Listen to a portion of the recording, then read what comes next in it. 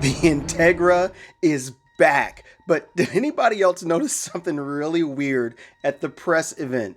In all of the press shots and all of the videos, they show nothing but two-door Integras. So either Acura really missed the mark on this reveal, or could they be hinting at a two-door future for the Integra?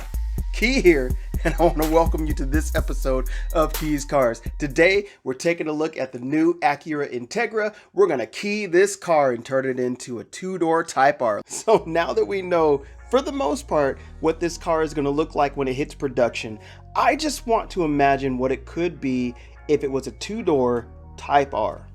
I hope you really enjoy this video. Sit back, enjoy the transformation, put the pedal to the floor on that like button, give me a subscribe. That's enough talking for now. Let's key the 2023 Acura Integra. Let's go.